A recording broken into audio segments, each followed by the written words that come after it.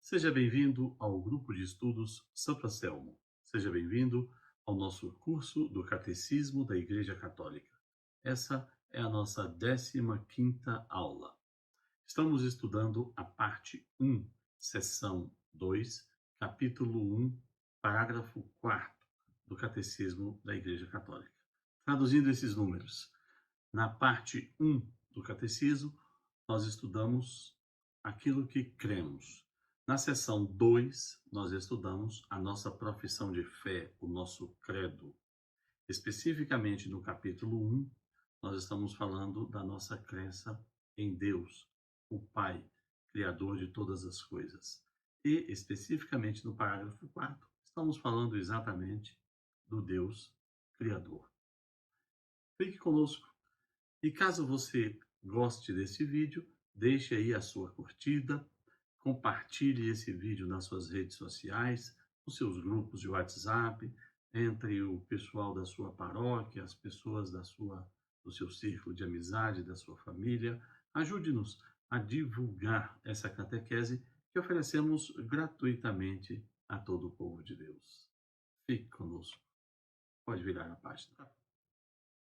O parágrafo 4º do capítulo 1 da seção 2, parte 1 do Catecismo da Igreja Católica, que abrange os itens 279 ao 324, nos apresenta Deus Pai como o Criador de todas as coisas. E logo, o item 279 do Catecismo começa por nos lembrar que as Sagradas Escrituras, logo nas suas primeiras palavras, nos apresenta Deus Pai como o Criador de todas as coisas. De igual modo, o credo dos apóstolos, o símbolo dos apóstolos, também se inicia com essa afirmação: creio em Deus Pai, Todo-Poderoso, Criador do céu e da terra. O credo niceno-constantinopolitano, da mesma forma, creio em um só Deus, Pai Todo-Poderoso, Criador do céu e da terra, de todas as coisas visíveis e invisíveis. Veja bem, tanto as Sagradas Escrituras como o Credo dos Apóstolos e o Credo Niceno-Constantinopolitano, essas três instituições nos apresentam logo em seu início Deus Pai como o Criador de todas as coisas. Ora, isso não é mera coincidência. Por quê? O item 280 do Catecismo da Igreja Católica vai nos dizer que a obra da criação é indissociável, não pode ser separada da obra da salvação. Por isso a Bíblia começa com a criação, por isso os credos começam nos apresentando Deus Todo-Poderoso, Criador, porque a criação e a salvação são dois elementos, são dois instrumentos de uma mesma ação.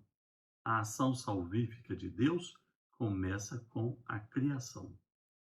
Quando Deus cria o mundo, cria o céu e a terra, cria todas as coisas, ele já está começando o processo de salvação.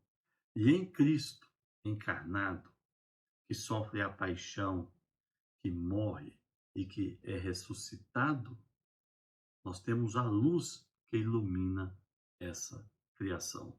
É o que nos ensina o item 280. No princípio, Deus criou o céu e a terra. Desde o início, Deus tinha em vista a glória da nova criação em Cristo. Porque quando Deus cria o céu e a terra, e o homem quebra essa harmonia com o pecado, Deus faz nova criação em Cristo. Em Cristo, nós temos a nova criação, o início do novo mundo. Por isso, São Paulo vai nos dizer, como fala lá na carta aos Coríntios, 2 Coríntios 5,17, se alguém está em Cristo, nova criatura é. Tudo se fez novo e as coisas velhas já passaram. Também, na vigília pascal, a mãe de todas as vigílias, quando no sábado, véspera da Páscoa, nós celebramos a ressurreição de nosso Senhor Jesus Cristo, a primeira leitura é a leitura do capítulo 1 de Gênesis, porque nos fala da criação. E ali nós temos toda a história da salvação naquelas 8 leituras, naqueles 7 salmos. E nós começamos com a criação, porque a criação de todas as coisas é também o início do processo de salvação. Vira a página. O item 282 do Catecismo da Igreja Católica nos lembra que a catequese sobre a criação é de fundamental importância para a nossa fé, mas é também de fundamental importância para a própria compreensão do ser humano quanto às questões fundamentais de sua existência. A pergunta: quem sou eu? De onde eu vim? Onde eu estou? Para onde vou? E qual o sentido e a razão dessa vida? Somente podem ser respondidas de maneira clara, de maneira plena e completa, por meio do conhecimento da criação. É somente com o estudo da obra criadora de Deus Pai que nós vamos encontrar as respostas fundamentais para essas questões que, vamos dizer assim, assolam a humanidade desde que o homem começou a questionar a si mesmo. O item 283 nos diz que os homens de ciência, os estudiosos, os pesquisadores, se debruçam com muito afinco, com muita força, para tentar responder a essas questões. Qual a idade do nosso planeta? Qual é a idade do nosso sistema solar, da nossa galáxia, do nosso universo? Quais são os tamanhos, as distâncias incomensuráveis entre os corpos celestes, os seus movimentos no céu? Todos esses estudos e todas essas grandes descobertas da ciência apenas atestam a grandeza, a inteligência, a bondade e a beleza do Criador. No Salmo 19, Davi nos diz: os céus manifestam a glória de Deus e o firmamento anuncia as obras de suas mãos.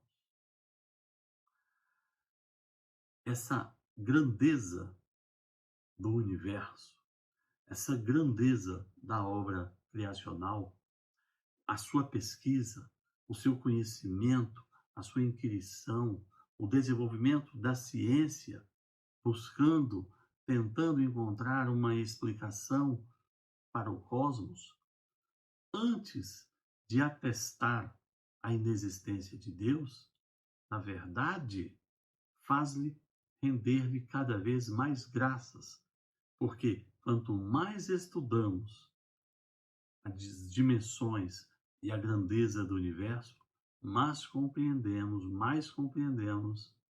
que ele é a obra inefável de um Deus Todo-Poderoso. Mas no item 284, nós temos uma questão que ultrapassa a própria necessidade do conhecimento das ciências naturais. Ora, é interessante saber, provar, ter como certa, por exemplo, a informação de que o universo tem em torno de 15 bilhões de anos. É interessante poder comprovar, saber que a Via Láctea tem 100 mil anos-luz de diâmetro. É interessante poder comprovar, saber que o sistema solar e a Terra viajam ao redor do centro da Via Láctea a 108 mil quilômetros por hora. Sim, tudo isso é muito interessante. Mas e se conseguirmos provar todas essas coisas empiricamente? A catequese da criação vai muito além do conhecimento que as ciências naturais, que foram instituídas por Deus e que são pesquisadas pelos homens graças a uma sede de conhecimento que também foi Deus quem deu ao ser humano, mas muito mais importante Porque conhecer todas essas coisas é também inquirir qual é o sentido da vida. Por que nós estamos aqui? Por que nós surgimos ou por que nós fomos criados? De onde nós viemos? Ah, nós viemos da poeira estelar. Perfeito. Mas qual o sentido da nossa existência? Seríamos apenas um acidente nesse evento? Essas respostas transcendem em muito o conhecimento das ciências naturais e somente podem ser abordadas pela correta compreensão de uma catequese da criação, é o que vai nos dizer o item 284. No item 285, nós vamos ver uma questão muito curiosa, que é a questão do panteísmo, do dualismo, do deísmo. Vamos ver o que diz o item 285. Desde os inícios, a fé cristã tem se confrontado com respostas diferentes da sua no que diz respeito à questão das origens. Assim, encontram-se nas religiões e nas culturas antigas numerosos mitos acerca das origens. Certos filósofos afirmaram que tudo é Deus, que o mundo é Deus, ou que o devir do mundo é o devir de Deus. É aquilo que nós chamamos de panteísmo. Pantas, theos, né? Duas palavras gregas. Pantas é todo, é o todo, tudo é Deus. Outros afirmam que o mundo é uma emanação necessária de Deus. Uma emanação essa que deriva dessa fonte e volta a ela. Outros ainda afirmam a existência de dois princípios eternos, o bem e o mal, a luz e as trevas, em luta constante. Seria o dualismo maniqueísta, né? Que lá no século IV vai ser tão combatido por Santo Agostinho e com tanto sucesso. Segundo alguma dessas concepções, o mundo, pelo menos o mundo material, seria mau, produto de uma queda e, portanto, deve ser rejeitado ou superado. É o conhecimento a ideia dos gnósticos. Outros admitem que o mundo teria sido feito por Deus, mas como um relojoeiro, que terminou o serviço e o teria abandonado a si mesmo. Ou seja, existe um Deus, mas ele fez e deixou para lá. Ele não se relaciona com a sua criação. É o deísmo, né? Outros, finalmente, não aceitam nenhuma origem transcendente do mundo, vendo neste mero jogo uma matéria que teria existido sempre, sempre existiu essa matéria, não se sabe de onde veio nem para onde vai, não é? E ela simplesmente existe por si só. Tudo é obra do acaso, é o materialismo. Todas essas tentativas dão prova da permanência e da universalidade das questões das origens. Esta é a busca do próprio homem. Então, como você percebe, a ideia de buscar uma razão de ser e de existir é algo que provoca o ser humano, provoca respostas, provoca e instiga a sua mente. Mas a resposta está apenas na catequese sobre a criação. Pode virar a página. O item 285 afirma que o homem, por sua própria inteligência, pode olhar para a natureza, olhar para o mundo ao seu redor, para a ordem das coisas criadas, para o funcionamento básico da vida. Ele pode verificar desde a inserção da semente no solo, o surgimento de um broto, uma erva, uma planta, uma árvore que vai crescer, que vai dar fruto, que vai envelhecer e que depois vai morrer. O movimento do sol no céu, o movimento das estrelas, a simples observação das estações naturais ao longo do ano, e ele é capaz de verificar que existe uma inteligência, uma bondade e uma beleza por trás dessa criação. Essa percepção de que é possível inferir a existência de Deus a partir das coisas criadas, que o Catecismo da Igreja Católica nos traz no item 286, está também afirmada por grandes homens da fé e da ciência, como Santo Tomás de Aquino. No item 287, o Catecismo nos diz que a verdade da criação é tão importante para toda a vida humana que Deus fez com que ao homem fosse revelada essa criação. Deus quis mostrar, Deus quis se mostrar à humanidade, para que a humanidade o conhecesse, primeiro como o Criador de todas as coisas e depois como o Salvador de suas vidas. Como eu disse no início, nós não podemos separar a criação da salvação. No item 288, se afirma categoricamente o que acabo de dizer. A revelação da criação é inseparável da revelação da aliança de Deus com os homens. Sejam as alianças veterotestamentárias, seja a última e definitiva aliança em Cristo Jesus. No item 289, nós vamos ver que as palavras da Sagrada Escritura sobre a criação, aqueles 3 primeiros capítulos do Gênesis, ocupam um lugar único. Do ponto de vista literário, esses textos podem ter diversas fontes. É verdade. Foram várias as fontes que escreveram aqueles 3 primeiros capítulos de Gênesis, que depois foram reunidos. Os autores, inspirados por Deus, colocaram ali de uma maneira solene, ainda que por uma linguagem, talvez, metafórica, como se deu a criação. Como se deu a inserção do homem nessa criação.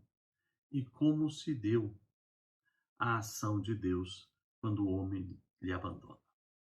Os itens 290 a 292 nos apresenta a criação como obra da Santíssima Trindade.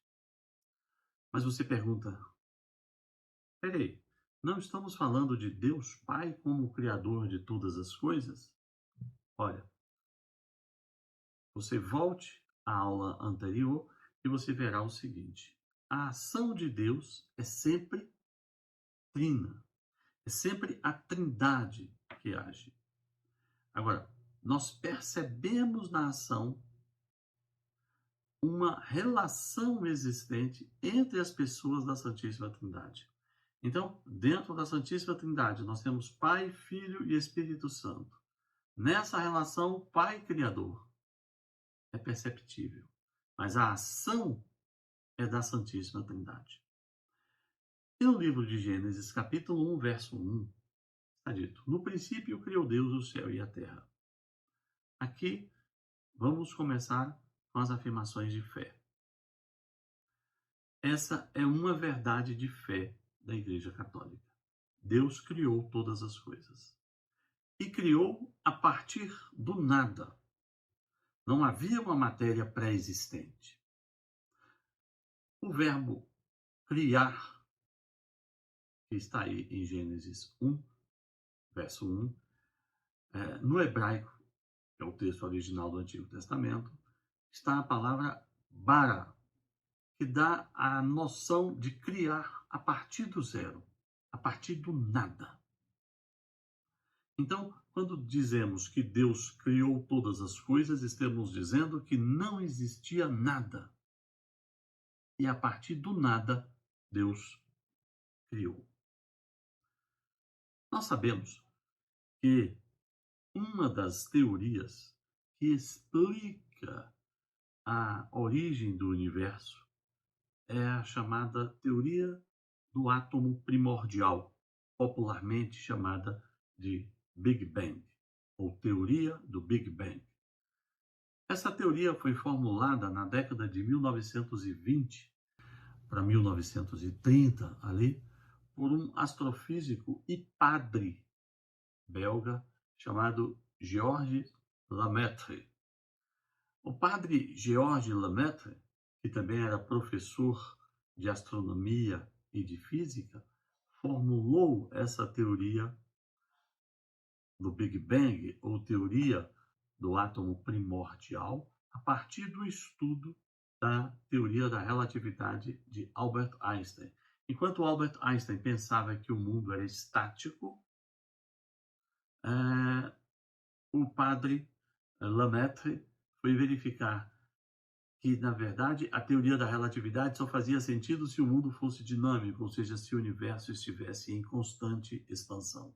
E a partir daí, ele pôde, de certa forma, comprovar que a matéria, toda a matéria do universo, estava condensada em um único ponto, sob uma força e uma pressão incomensurável, e que, num dado momento, esse átomo fundamental, primordial, explodiu, criando, né, criando toda essa situação aparentemente caótica, que na verdade é a própria criação. Né? E alguns autores chegam a pensar interessante, chegam a falar, né, na verdade, e se o Big Bang, a grande explosão, não foi exatamente a expressão haja luz, quando o nosso Senhor criou todas as coisas. Bom, mas de toda forma, o Big Bang é apenas uma teoria. De todo modo, ainda que seja verdadeira, ainda que um dia se comprove que o Big Bang foi a verdade dos fatos no processo de surgimento do universo, pergunta-se: quem concentrou toda a matéria num único ponto? Quem criou o átomo primordial que explode no Fiat Lux, no haja luz, ou simplesmente explode porque explodiu, segundo a teoria? O que a igreja não aceita, o que a igreja não admite, é a ideia de que aquilo surgiu por acaso. Deus foi o Criador. Tenha ele criado em 7 dias, como está no livro do Gênesis, tenha ele criado a partir de uma grande explosão desse átomo primordial, como propôs o padre e astrofísico Georges Lemaitre. Deus criou todas as coisas. É o que está no item 290 a 292. São João vai também dizer, não na forma da astrofísica, mas na forma de uma poesia.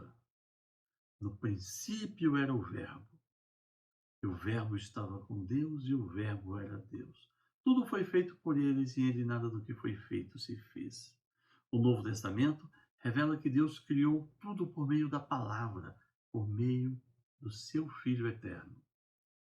O item 293 do Catecismo nos diz que Deus criou todas as coisas para a manifestação da sua glória, como um exalar da glória de Deus.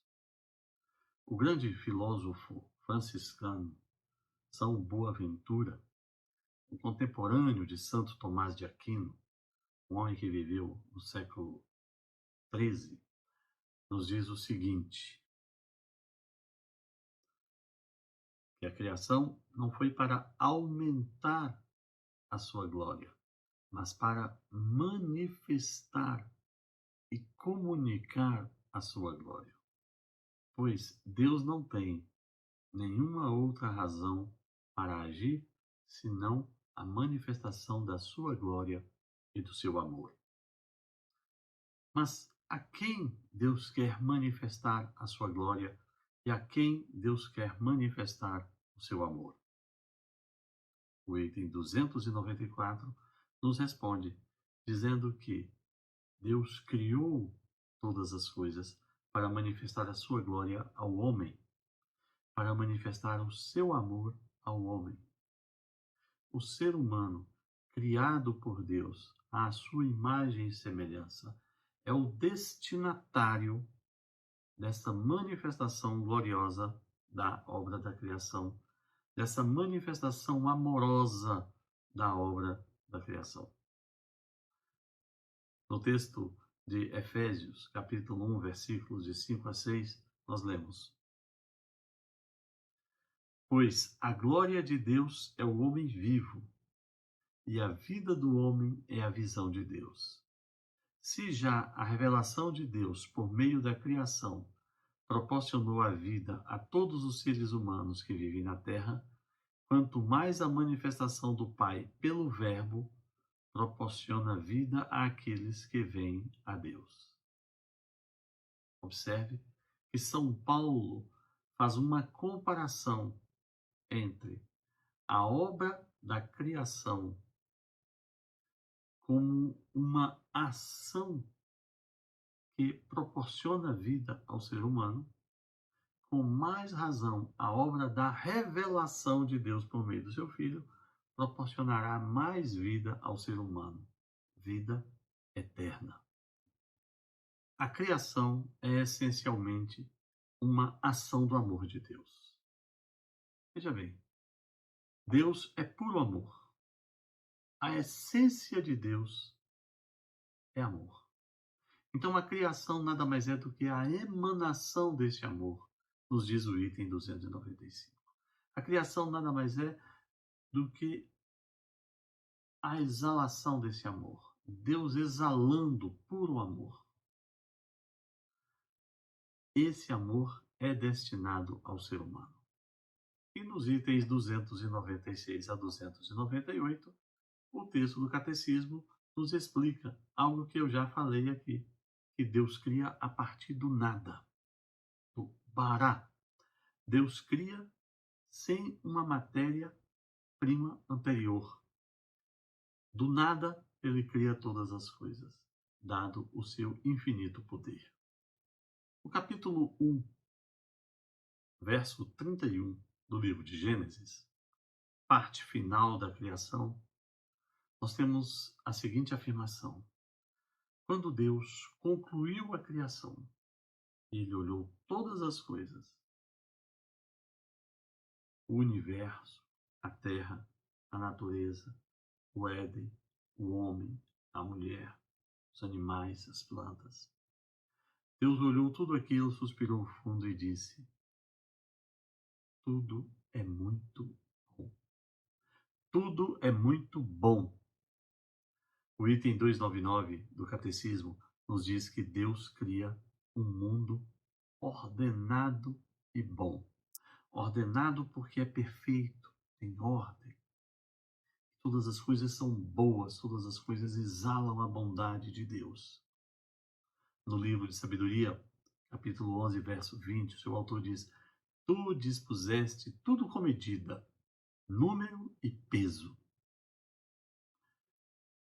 E São Paulo, na carta aos Colossenses, capítulo 1, verso 15, diz que Cristo, Verbo eterno, é a imagem do Deus invisível.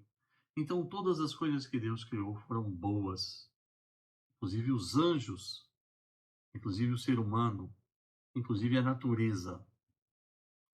Mas o que aconteceu a uma parte dos anjos? Afastou-se de Deus.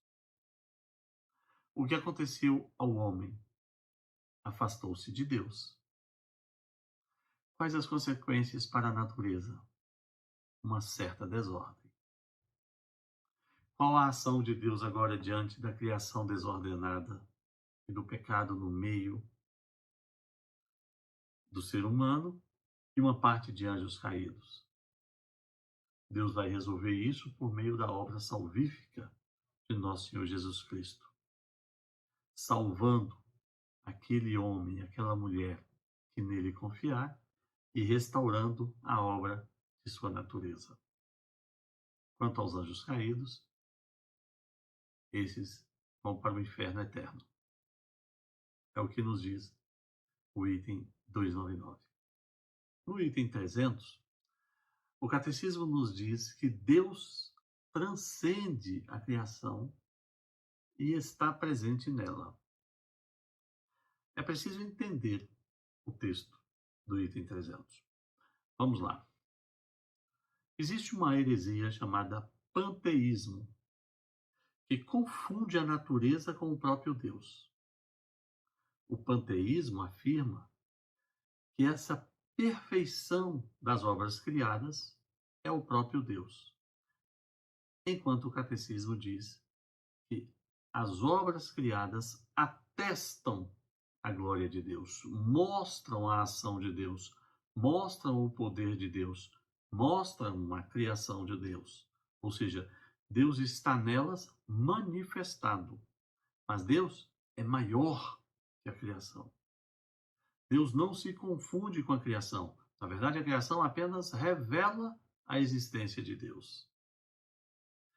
Mas Deus transcende a tudo e a todos. E nós não podemos dizer que a natureza é Deus. A natureza manifesta, mostra a existência, a glória, o amor e a perfeição de Deus. No item 301, nós aprendemos que Deus não apenas criou todas as coisas por um ato de vontade, de bondade, de amor, de manifestação de sua glória, tudo destinado ao ser humano. Deus não apenas criou, Deus também sustenta, Deus mantém, Deus controla, Deus sustenta toda a obra da criação.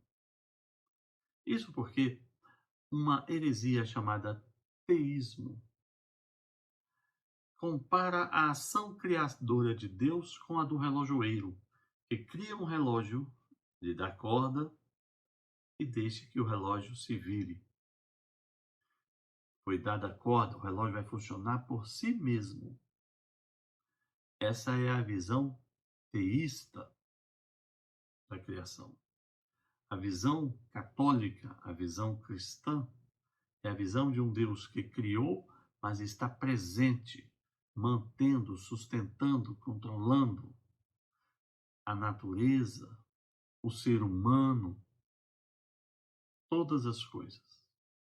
O item 302, continuando essa ideia de que Deus criou e sustenta a natureza, afirma que, embora tenha Deus criado todas as coisas, o processo criacional continua. Isto é, o mundo está em constante transformação, porque a ação de Deus visa um determinado fim, o novo céu e a nova terra, onde os seus filhos viverão eternamente com ele. Então existe aí, nessa caminhada criacional, a ideia de chegar a um determinado estado, a um determinado ponto. Ou seja, Deus é providencial, ele está em constante ação, visando um fim próprio desejado por ele. É o que nos diz o item 302 do Catecismo. O item 303 atesta o que as Escrituras falam acerca da divina providência, acerca desse intento de Deus de sustentar, manter, controlar e continuar o seu processo criacional, né, no âmbito da natureza. Você vê ali, por exemplo, uma citação do Salmo 115, versículo 3, que diz: "O nosso Deus está no céu e faz tudo o que deseja." Também o Provérbios, o livro de Provérbios, capítulo 19, versículo 21, diz assim: muitos são os projetos do coração humano, mas é o desígnio de Deus que permanece firme. Né? Então, Deus está presente e Deus continua na manutenção, na criação e na sustentação da natureza e de todas as coisas. O item 304 reafirma esse senhorio de Deus sobre todas as coisas e invoca o livro dos Salmos, a leitura dos Salmos, como uma grande escola de observação dessa ação de Deus que cria e sustenta todas as coisas. E aí? Você costuma ler os Salmos? Você costuma prestar atenção na leitura dos Salmos todos os dias na missa? Você já parou para pensar que em todas as missas existe um salmo? Que tal começar a pensar, a observar o que diz o salmo cada vez que você vai à missa? Pense nisso. No item 305, nós vamos ver que a providência final, o objetivo final, tudo aquilo que Deus quis com a criação de todas as coisas, não é outra coisa senão alcançar a própria obra salvífica, realizar a própria obra salvífica de nosso Senhor Jesus Cristo. Tudo por Cristo, com Cristo e em Cristo. Os itens 306 a 308 têm como título A Providência e as Causas Segundas.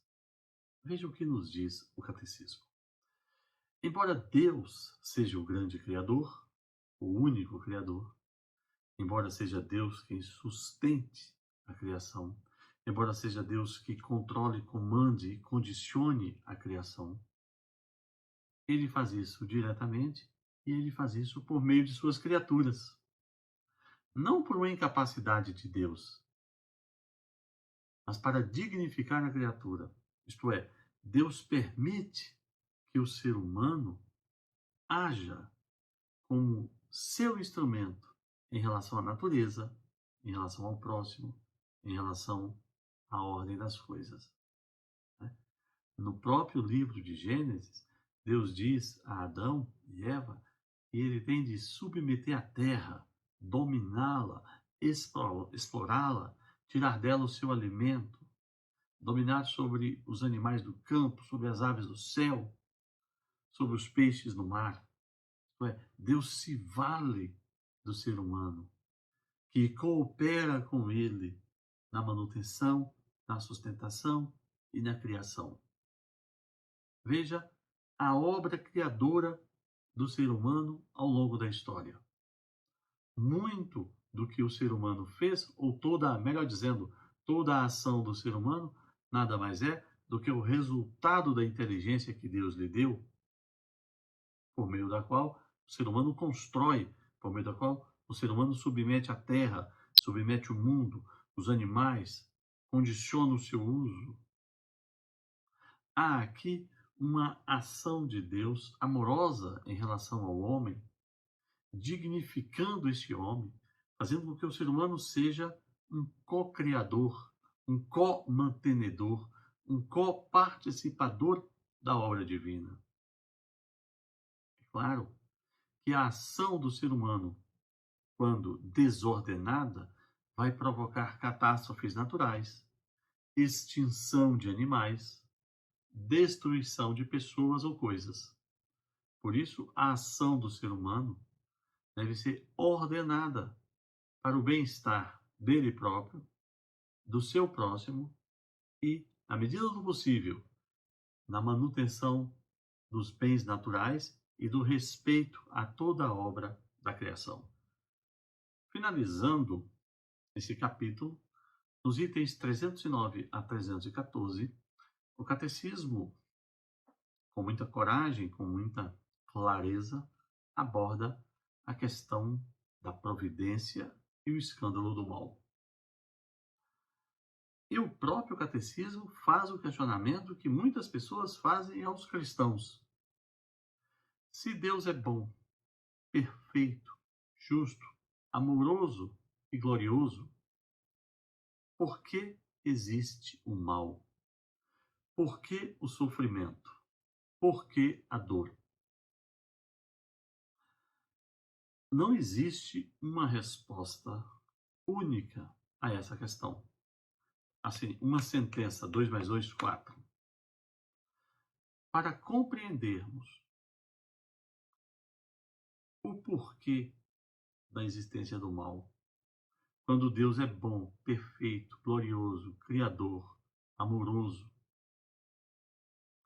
nós precisamos considerar a totalidade da fé cristã católica. Nós precisamos olhar a ação criadora de Deus, que desejou ter com o ser humano uma relação de amizade, dando-lhe de tudo, exigindo dele apenas o reconhecimento de que ele é uma criatura e de que o seu Criador é Deus e que merece, portanto, louvor e honra. É considerando que foi o próprio homem que rompeu essa aliança, E é o próprio Deus quem vem ao longo da história buscando restaurar essa aliança. E buscou de uma forma tão radical que ele próprio se fez homem para vir sofrer aqui as consequências do mal, as consequências da dor. Aliás, sofrer a própria dor, que é consequência do mal. A manifestação desse amor por meio da igreja, que leva essa mensagem a todos os homens, de que Deus busca uma reconciliação, busca uma relação de amizade. Ele oferece os sacramentos por meio dos quais você recebe a graça de Deus.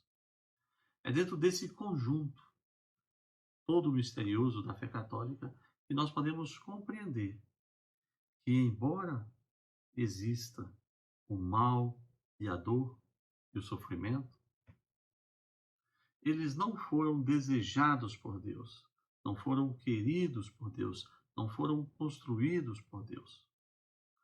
O mal, nos ensina Santo Agostinho, não é uma criação de Deus.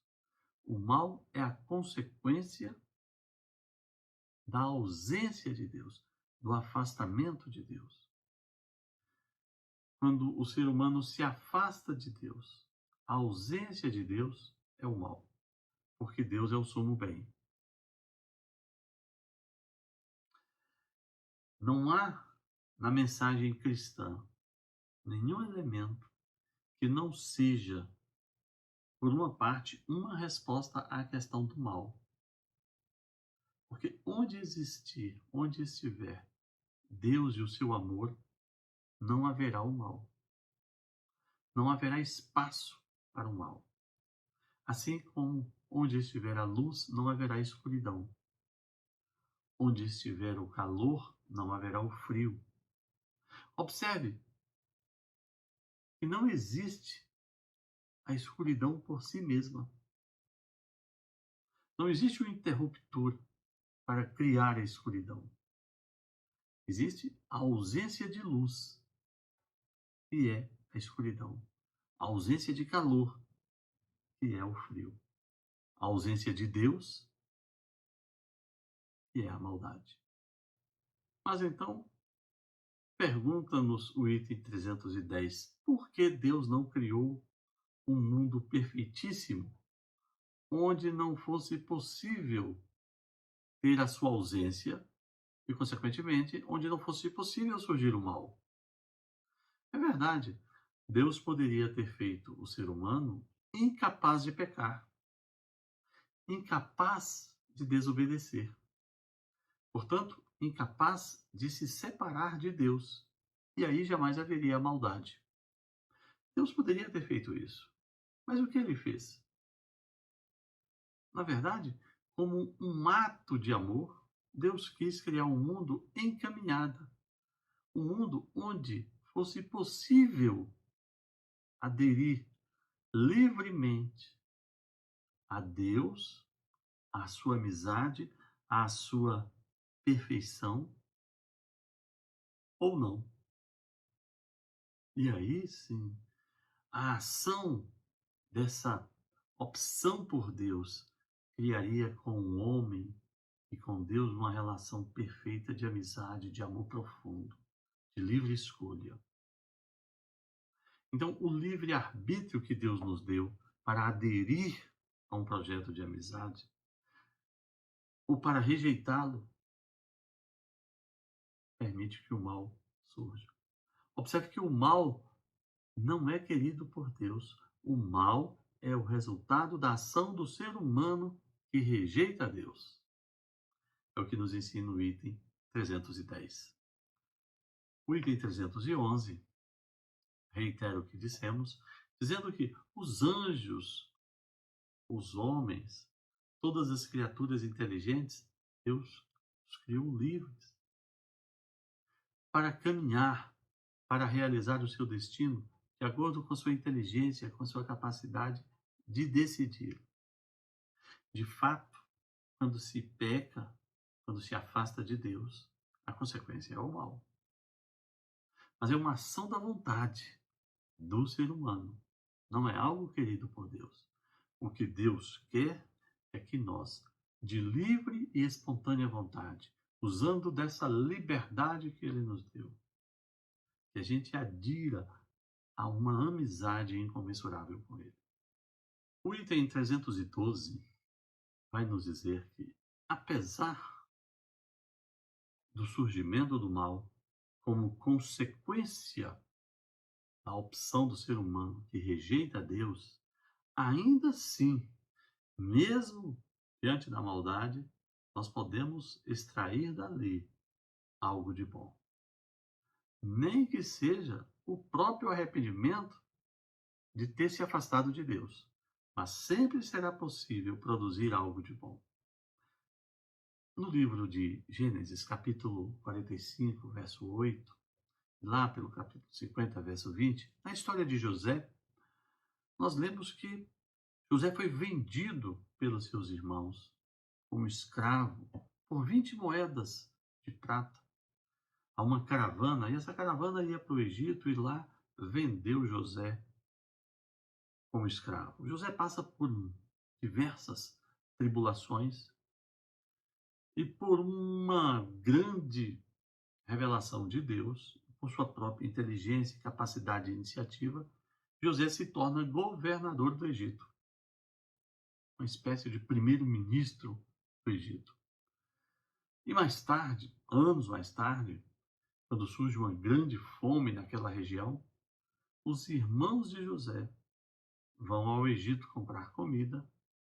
E quem foi que resolveu o problema da falta de alimentação, da administração da abundância e da gestão dos tempos de escassez?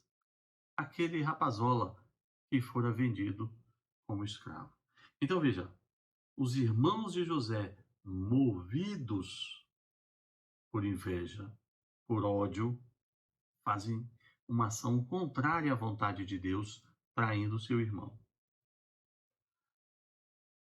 O afastamento da vontade de Deus produz a maldade. Qual é a maldade? O sofrimento e a escravidão de José. Mas daí Deus tira uma grande vantagem, uma grande construção. José, originalmente vendido como escravo, se torna governador do Egito. Ou seja, aquilo que no princípio é ruim, é mal, mediante a ação de Deus, se torna uma providência que salvará o mundo. Nós precisamos acreditar que, apesar dos sofrimentos, apesar das dificuldades, apesar da dor, é possível que Deus retire, é possível que nós mesmos consigamos retirar algo de bom, mesmo diante de uma situação ruim.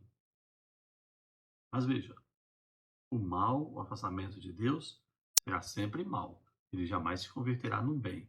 Nós é que podemos retirar dali, mediante a iluminação da graça de Deus, algo de bom. O item 313 vai nos trazer uma lembrança de São Paulo escrevendo aos Romanos, dizendo que todas as coisas concorrem para o bem daqueles que amam a Deus. E Santa Catarina de Sena, uma grande santa, uma grande mística, uma santa que era originalmente analfabeta e que aconselhava reis e papas, ela nos ensina o seguinte: aqueles que se escandalizam e se revoltam com o que lhes acontece, tudo procede do amor, tudo está ordenado à salvação do homem. Deus não faz nada que não seja para esta finalidade. Observe o seguinte, observe o ensinamento dessa grande santa. Há nas suas palavras um completo abandono nas mãos e na vontade de Deus. E um santo por quem eu tenho uma particular devoção é o meu santo de devoção, ao lado de Santo Anselmo, São Tomás More, um grande homem do século XVI, que diz o seguinte: quando estava perto do seu martírio, preso na Torre de Londres por ordem do rei Henrique VIII, São Tomás More trocava cartas, correspondências com a sua filha mais velha, a Margaret. E numa das cartas, ele escreveu o seguinte: Minha filha, nada pode acontecer, nada que Deus não tenha querido. Ora, tudo o que Ele quer, por pior que possa parecer-nos, é o que há de melhor para nós. E Santa Catarina e São Tomás More interceda por nós para que tenhamos esse mesmo nível de abandono. E para finalizar, o item 314 do Catecismo da Igreja Católica diz que nós, católicos, cremos firmemente que Deus é o Senhor da história, é o Senhor do mundo, pois é o seu Criador, é o seu mantenedor, é o seu sustentador. Muitas vezes nós é que não conseguimos vislumbrar os caminhos de Deus. Isaías, no capítulo 55, nos diz que os caminhos de Deus são mais altos do que os nossos caminhos. E por isso nós não conseguimos enxergá-lo. Mas é preciso entender que toda a ação de Deus visa a salvação de cada um de nós.